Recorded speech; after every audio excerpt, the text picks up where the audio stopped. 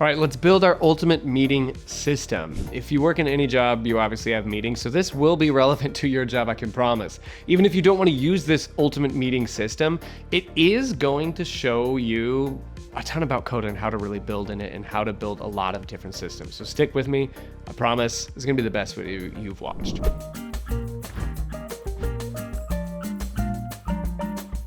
First off, we're gonna map out what we want in our system. What does a meeting usually consist of? Well, for each thing, we're gonna call them entities. For each entity, we'll create one table. So I'm gonna create a table of meetings. I'm gonna create a table of action items. I'm gonna create a table of discussion topics. Discussion topics come before, action items come afterwards. All right, now there might come more, but we can follow the same principles that I'm going with action items and discussion topics for 100 different entity types. So follow along with these two. First, let's take our meetings and let's give it a couple of key columns. So of course, we're going to give it a date and change this to a date column. Next, we are going to do a meeting link. Maybe after the meeting, we want to record it and shove the meeting link in here. There actually is a link type column.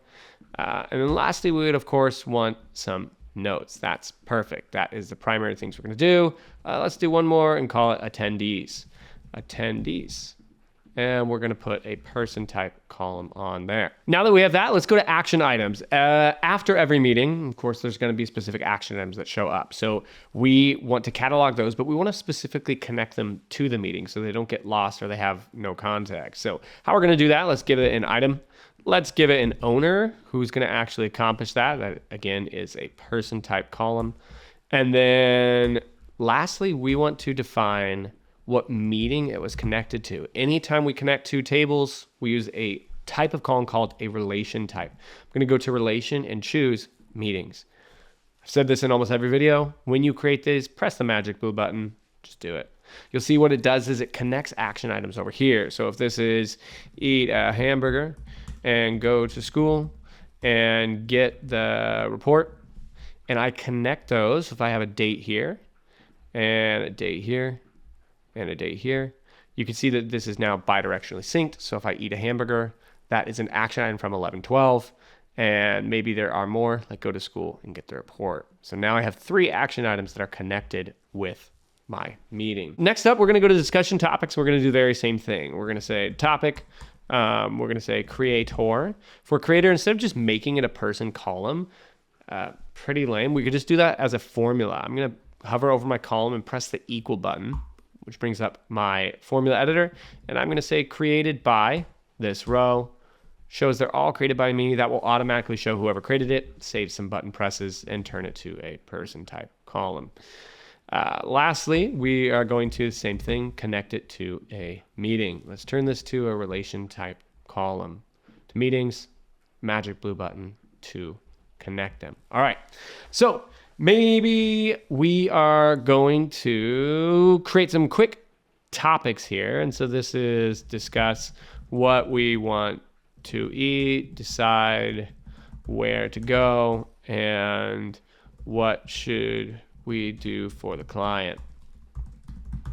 These are obviously going to be connected to this same meeting here. We have the bare bones of our ultimate meeting system, but nobody wants to use a doc that looks like this. It's not usable, it's not helpful. So we have just built in Coda what's called the backend. It's our data. It's the databases, the entities that are going to make our system really work. Now that we have the backend or the data structured, we're going to go ahead and make the front end or the friendly good page that your users are going to use. Again, Coda is a doc. A doc is made of multiple pages. So now we're just going to make another page. For now, I'm going to call this front end. No, let's just call it meetings. But now we're going to transform the data we just did into a system that we can actually use. So first off, let's make one page called meeting info.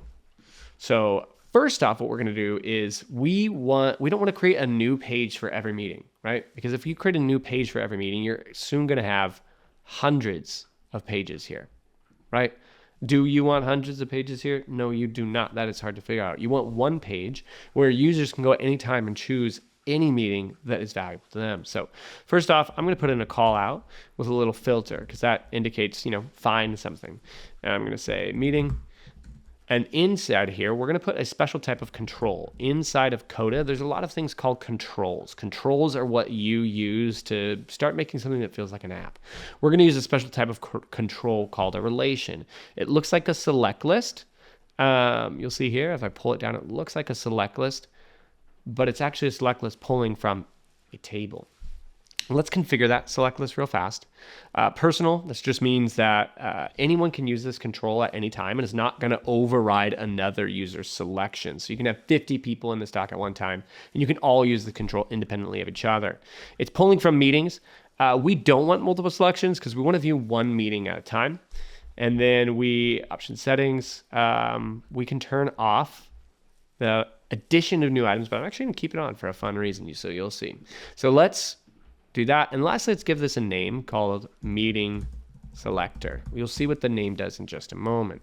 So now we're going to do let's do just a detail view of the meeting. So here I am. It's a view of my meetings. I don't want every meeting. I just want a few of them. Let's do the same thing for action items. And let's do the same thing for discussion topics. So now I've got all three on here, but I need to make these tables respond to or relate back to the meeting that the user themselves is selecting. So how I'm going to do that is I'm going to filter this table. I'm going to do a formula. This one is special. I'm just going to say this row is equal to meeting selector. That's it, right? So you could see that is highlighted. That is our meeting selector. So that is 1112. So we should expect it to see just 1112. And there we go. Now we see just 1112. In order to make this a bit more beautiful, let's go ahead and hide these columns. And we are going to hide this. And we're going to make this into a detail view. A detail view is a really nice type of way to view your information. I'm going to set the bottom. There we go. And lastly, I'm going to edit this layout to make it a bit more beautiful. We're just going to call this date. That's meeting date. That can be large. Meeting link. Put your meeting link here after the meeting for reference. And then lastly, we can have attendees. Anyone who attended. Notes. We're going to keep that as large. And there we go. So now we've got a beautiful space to take notes, right? I'll get some notes. Write meeting notes thing long. All right.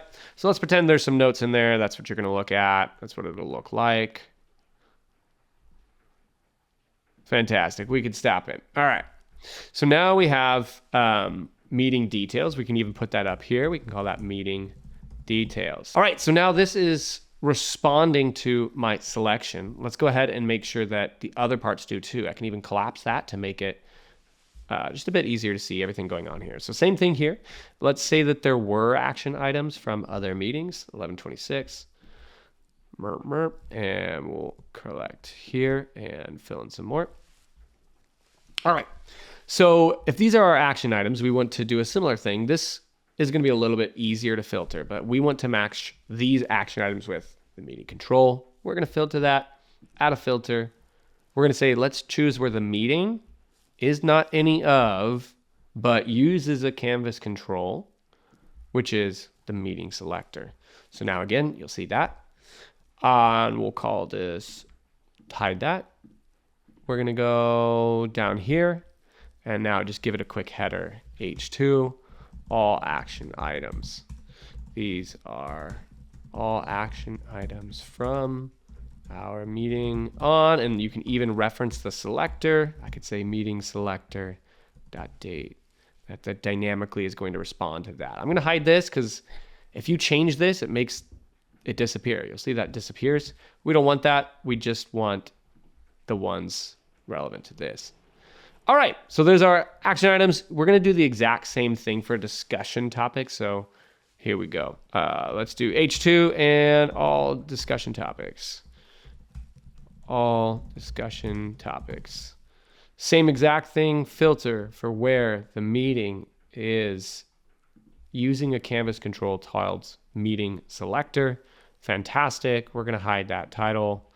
Lastly, so now we're getting there. We're getting somewhere where we have a bit more beautiful. way to interact with our meetings and see them. The problem with this though is we need to be able to add stuff. Maybe we want to add some action items or add some discussion topics. So first off, let's drag this up here because discussion topics come before a meeting. What if you wanted a button to add a discussion topic? New discussion topic. We don't want to always use this one because that can cause some problems at some points, but let's cause this button to add a row to our discussion topics, and it's going to set the column of meeting equal to the meeting selector. So whatever we've selected in here, this button will automatically create a new discussion topic for that meeting. So you can see that if I create one now, there it is for 11:12. If I move this to 11:26 and I add a discussion topic, it adds one for 11:26. So you can create one of those same buttons for action items as well. As I push this down here, you'll now see that we have a pretty streamlined and easy system to keep track of all of our meetings. I can flip through and see any meeting that I've ever held.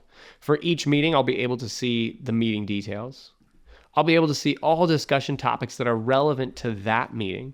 And in a similar way, all the action items in the same way. Hopefully you got something from that video, understanding how to build Coda systems, and hopefully you can use this to organize your own team's meetings. If you got any questions, let me know in the comments.